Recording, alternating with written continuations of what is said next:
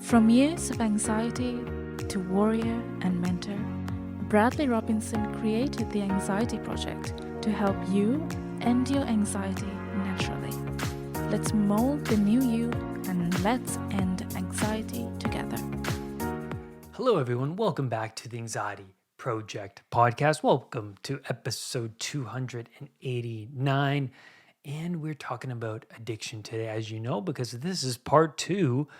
And we're talking about recovery today, how to separate ourselves from the seemingly unmanageable habit we are contending with that's producing guilt and shame and damage on the people around us, damage on our job, our health.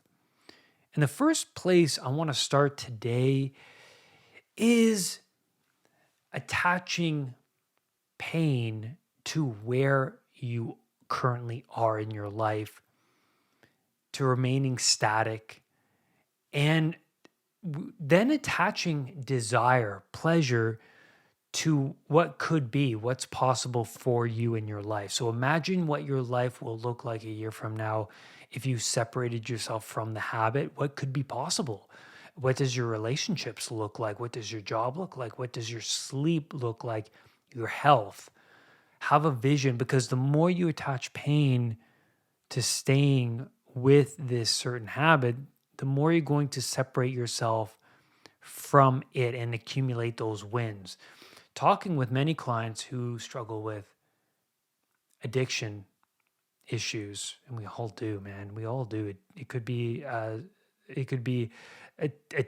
just attention seeking, or it could be addicted to work. It could be addicted. You could be addicted to social media. Most of us are. And this podcast episode is going to resonate with you 100%. If you're a human being, it will resonate with you. But how much unnecessary suffering could you avoid if you actually stopped doing this thing?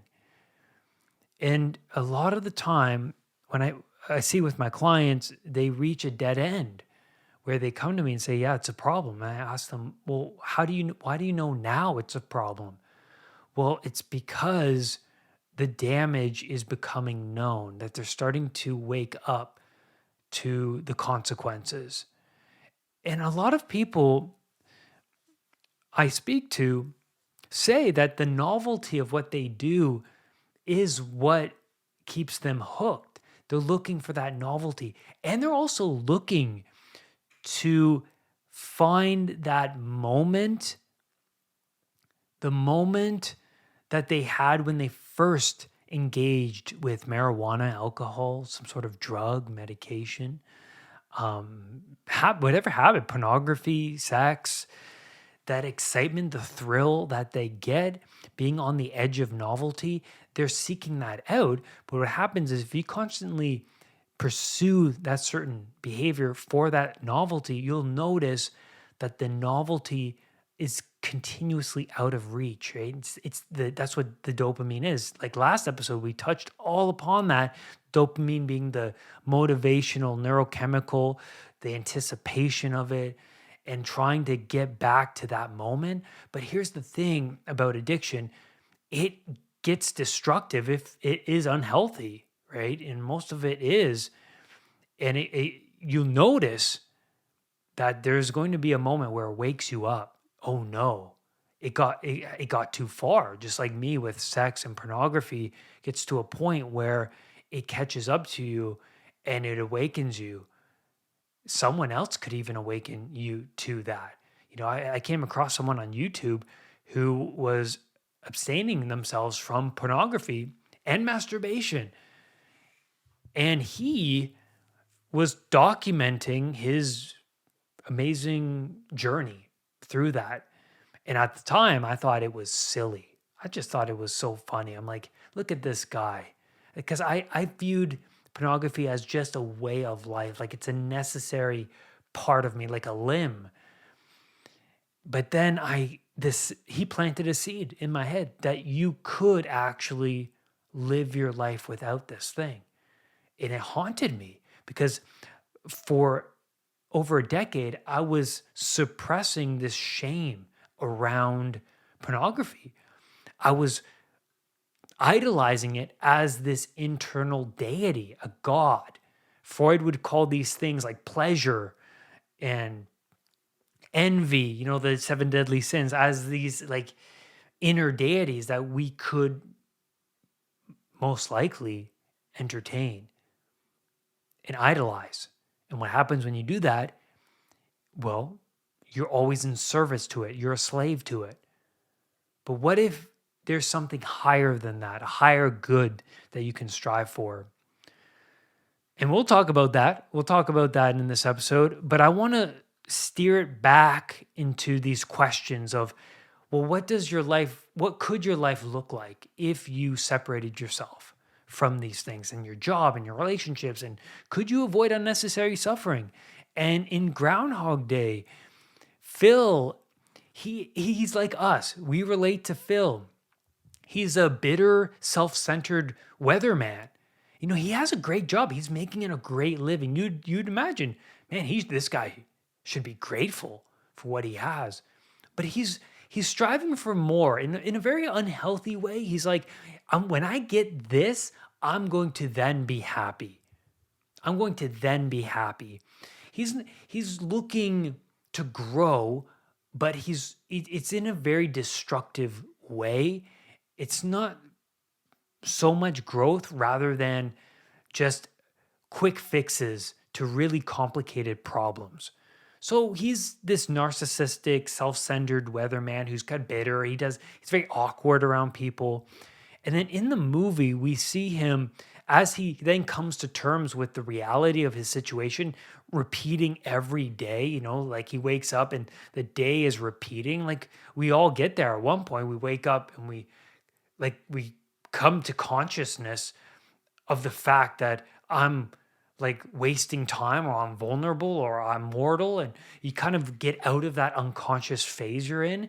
It awakens you, and it awakens you in a way where you can no longer go back and return to old unconscious processes. You can't go back to when you were 15 and smoking weed, now that you're 30 years old smoking weed. You just can't get back to that age where it was this fun and an exciting experience. Now it's just run its course, and it needs to be burned away. And Phil learns all of this, right? He's awake now to the fact that life is like a very torturous, he's living in this he's suffering. And in life, because of its repetition, woke him up to that. And so he does pursue a hedonistic lifestyle in the movie. So what happens is he thinks, well, screw it. If every day's the same and, if life is just suffering, then why not just overindulge? And that's the life, you kind of fall into when you're a teenager. It doesn't look so good when you're a 40-year-old man or woman. It just doesn't look good. Why doesn't it look good? It's because it's something of a teenager, man. It's like you're at the whim of these internal deities. What's so attractive about that? What really attracts you to people? When they are strong, they have a strong will. They're stoic. They're disciplined. They can tolerate pain. They do difficult things, and they bear a lot of difficulty. And so we don't admire Phil at this point in the movie. We're laughing at this guy. It's embarrassing. But what we see with him is he starts to notice his behaviors, and he shifts them because the hedonic pursuits they hit a wall. They're not the answer to his suffering. They're not the answer because they don't fulfill. I mean, if you're seeking sex continuously, you then develop this identity of this manipulative person, deceitful, lying person. And you're going to hurt a lot of people along the way. And then you're going to isolate yourself while you walk down that path. And you're going to feel lonely, you're going to feel damaged and unfulfilled. And so each of his actions that Phil takes is nested in a web. All of our actions are nested in a web. They produce snakes. Phil notices that. He'll say something, and then he'll start to pay attention to Rita or his coworkers that, oh no, what I said is not good. They're reacting in a very negative way. I got to shift. I got to reorient. So when he starts to pay attention to the little things during his day, he starts to shift the overall quality of his day. And this progresses throughout the movie. You see a pattern. A lot of addicts see patterns in their life. When they get to that really terrible spot that they're in, that they need help, they admit that they need help. They once they start to go over their life with a fine-tooth comb, they realize all the time they wasted, all the repetitive days that they failed to let go of and really take seriously and reorient themselves. They give up the things that they're holding on to make those days so repetitive. So for me, with the absence of pornography, I no longer I no longer used up mental energy. I no longer used up mental energy to hide it from people, to hide it from the computer, to delete my history, to, be overly attentive to the people in the house and where I was at. And so that was good. And the shame feeling of watching porn no longer was present. So that was good. And now, without having this extreme stimulus in my life, the simple moments with people started to become, what would you say, more real, more pleasurable. So I was starving. I was starving off that rush, that dopaminergic rush. And this leveled me back down into reality, no longer being on Pleasure Island in that hedonic state. I was back down to reality. And by setting a boundary, I now fill that time with healthy outlets that have a twofold effect. Like a cold shower, something so seemingly so simple, it wakes you up and it has this long lasting effect. It stimulates the body in a very healthy way and the blood flow in a very healthy way where you're no longer feeling sluggish, but alert and attentive and energized. And that's being one of the many things I incorporated. I was and still am a pleasure seeking, experience seeking individual, right? I want to be engulfed in an experience.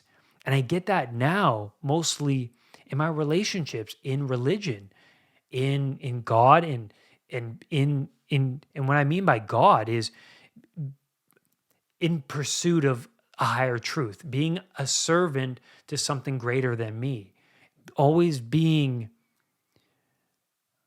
humble in that manner.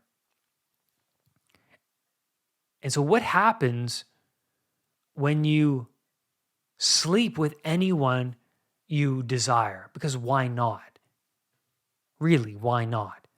You'll see this web occur because when you sleep around, you're serving these internal desires, self-fulfilling desires, and you have to manipulate and lie. And if it doesn't go your way, you're going to get angry and frustrated, and it's going to motivate you to try even more. And also, when you succeed, what happens is, the woman becomes emotionally compromised, you become emotionally compromised. Sexually transmitted diseases is a possibility. Pregnancy is a possibility. And your health becomes a factor because this pursuit is going to keep you awake long into the evening and into the morning. You're going to get hooked into something really destructive. So you can see that one pursuit of something can generate a whole web of problems. It might interfere with family life. It might interfere with your job. And it certainly gets there. It certainly gets there. And so when you subtract yourself from this habit, life becomes simplified. It did for me with pornography. You also have a target to hit when you are on this path. That's good, something now to strive towards. And in turn, this generates positive emotion because you're progressing towards something. And it's not just something, it's something difficult. It's a test of your tolerance. And so I want to dive now into the 12 steps because 12 steps is crazily important. And this is something that is recent within me. Well, my understanding of the 12 steps, I went through the 12 steps with pornography and with other addictions that I had, and I didn't even know it was labeled the 12 steps. I was just going through these steps suggested by my role models. And then I was later learned, hey, this is the 12 steps of AA. And I'm like, this is so unbelievably necessary for anybody with any sort of addiction that they have in their life. So I want to walk you through it. So step one is we admit that we are powerless over our addiction, that our lives have become unmanageable. We're powerless. And it's that dead end that we get to, that it's no longer serving me. And you being awake enough to see that brings you to this step, because you'll notice day after day that you're doing this and you have this feeling, this voice, this now awakened mind to this behavior that you can't seem to shake off. Step two is we come to believe that a power greater than ourselves can restore us to sanity. A power greater, some sort of higher good. God, the Spirit of God, that's the highest good. The highest good is the thing above you, above everyone else. Potential, what could be brought into being. And so we need role models in this case. At the beginning of my anxiety recovery, reaching a rock bottom, I realized that, well, my parents couldn't help me because, I was leaning on them for so long. I just recognized the patterns, right? My family wasn't working. I was leaning on them, wasn't working. I was leaning on marijuana or friends or television, wasn't working. And so at this point, I realized that I have to look outside the box. I have to go online. I have to find people that dealt with this problem and overcame this problem. How does one transcend suffering?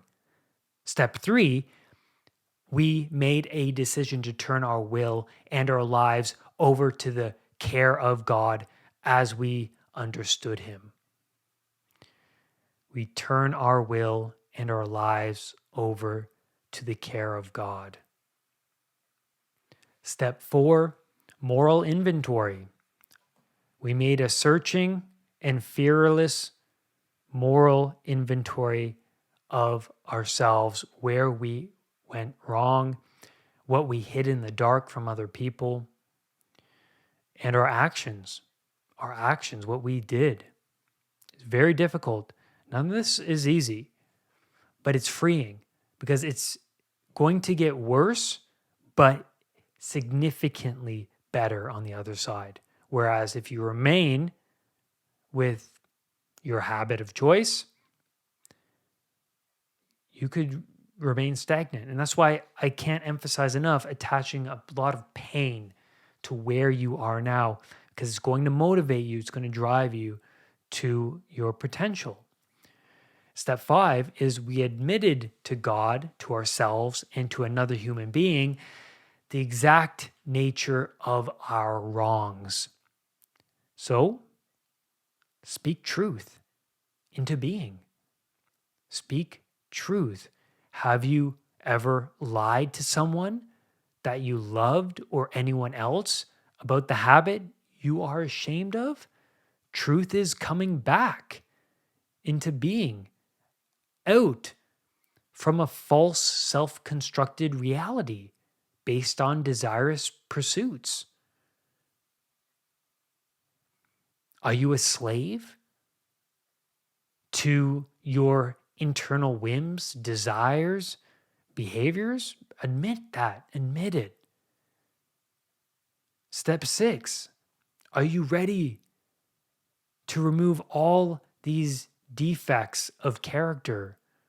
And you hear that from Jordan Peterson all the time, burning away a lot of the dead wood from you. And it's a shock to people because maybe you have to burn away 95% of who you are. That's no picnic. And a lot of people with so much dead wood on them, they're the people that laugh and shame others who are succeeding. I can't remember who said this, but you'll never find a hater doing better than you. I love that. You'll never find a hater doing better than you. True statement. Step 6. We talked about that. A separation of character will occur when you remove all of that dead wood.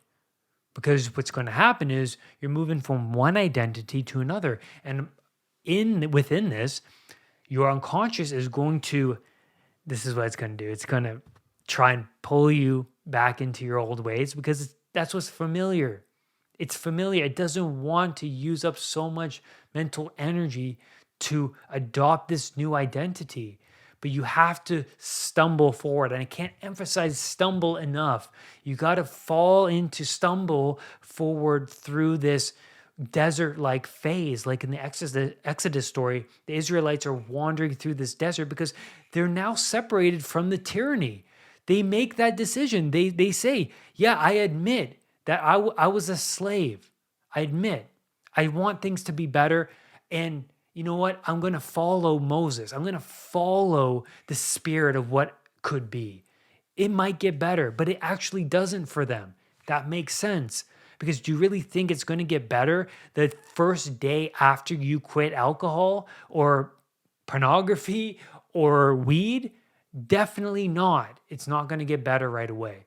It gets extremely worse. You go through this withdrawal.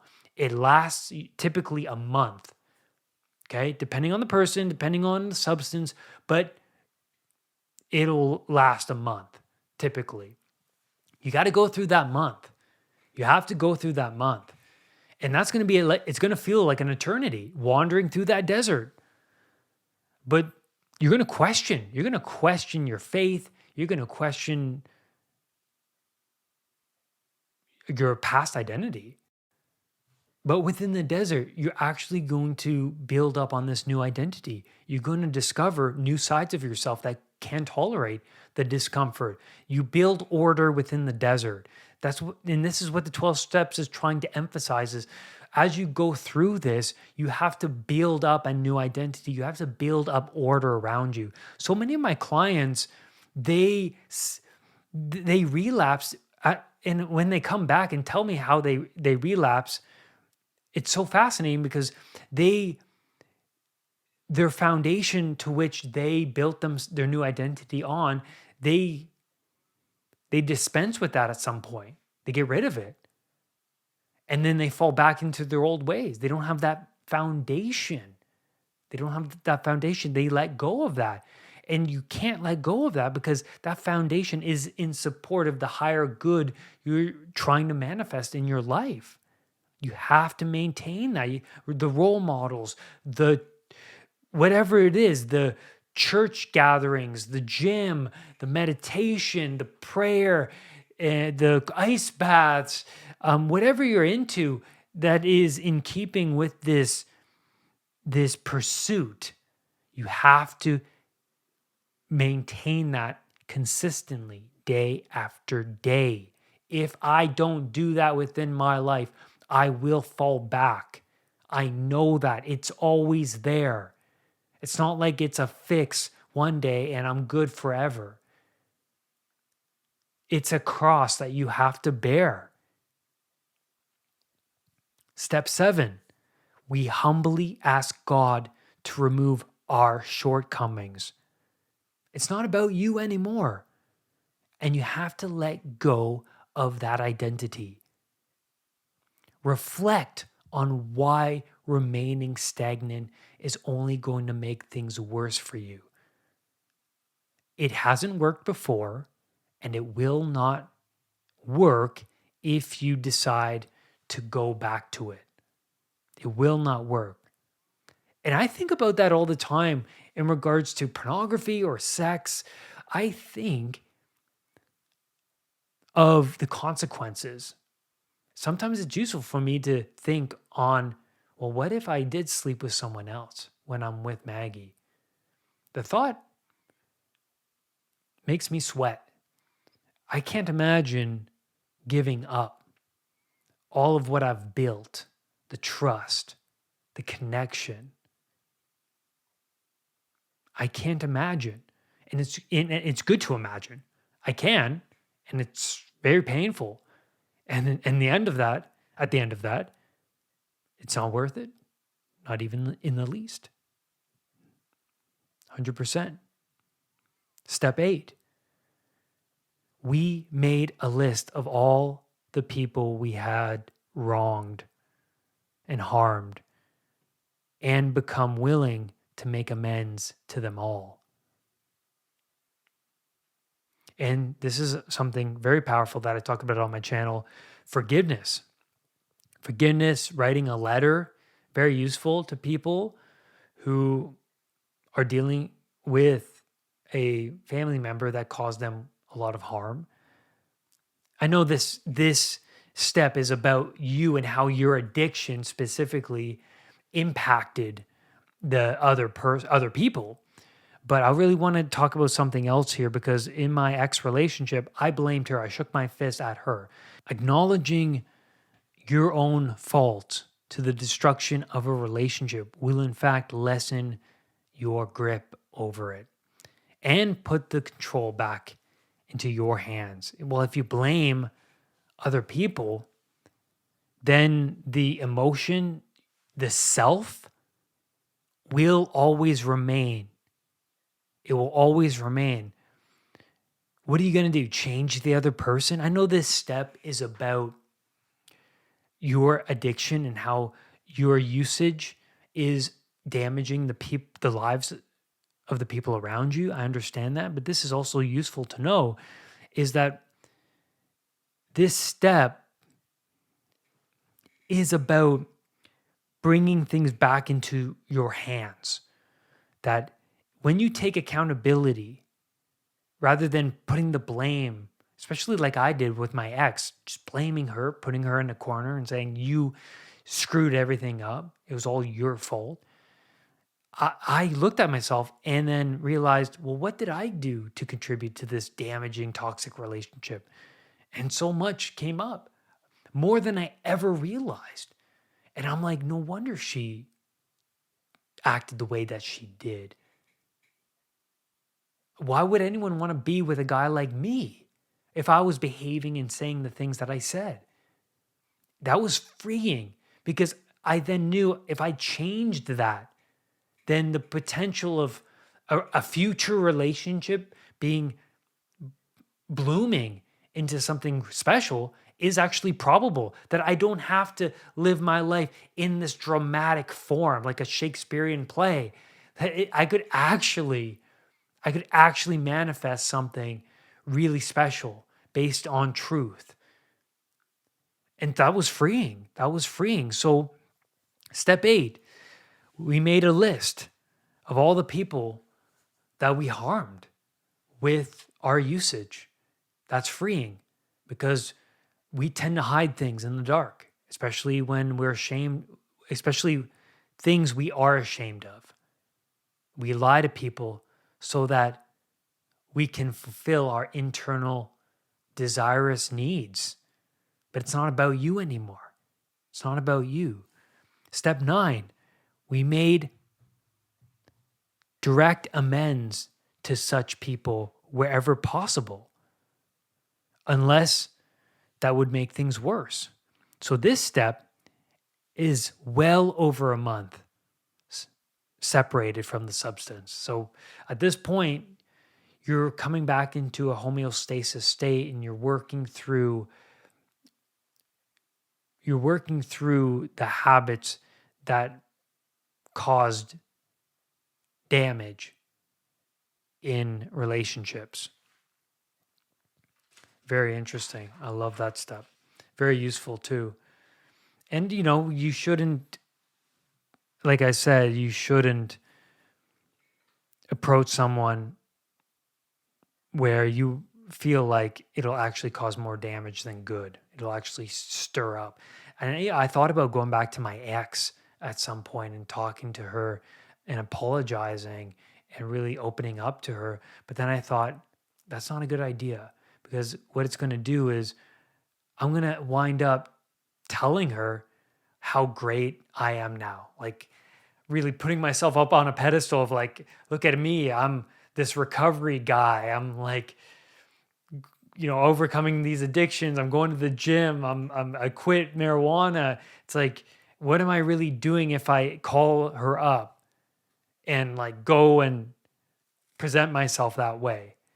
Or like the possibility of her, developing feelings. Maybe things are just better off closed, but I did the healing on the side. I don't know what you think about that, but that's my conclusion with that is I didn't want to, I felt like it's just good for us not to be associated. That's the boundary. That's it. No crossing it. And so I did my healing, and I hope to God that she did her healing. Step 10, we continued to take personal inventory, and when we were wrong, promptly admitted it.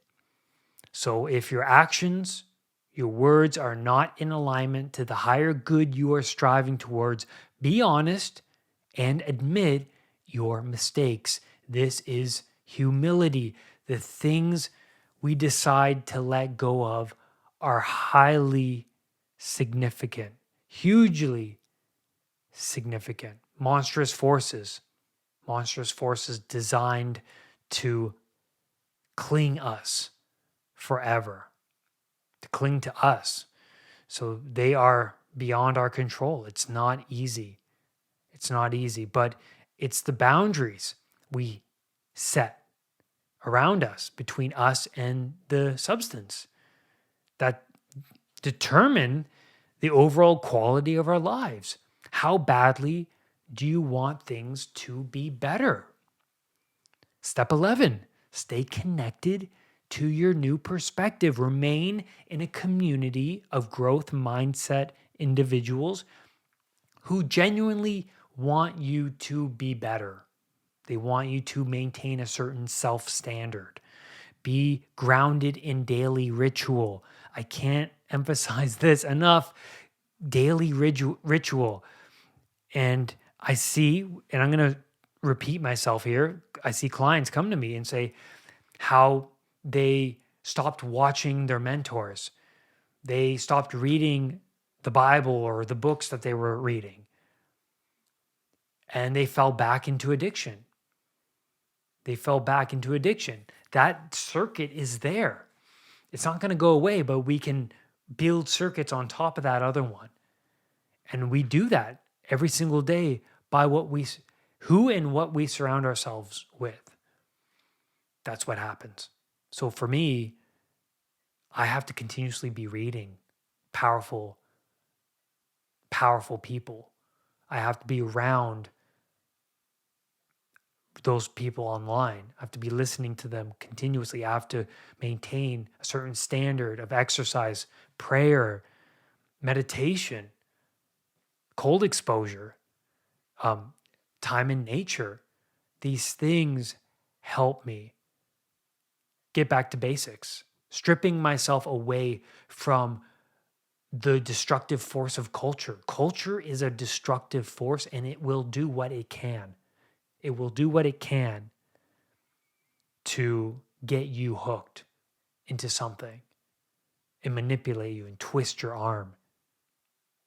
Step 12, be of service to other people. Live by the steps. Let this new identity carry you forward day after day. And that's this episode. That's where I'm going to leave you today.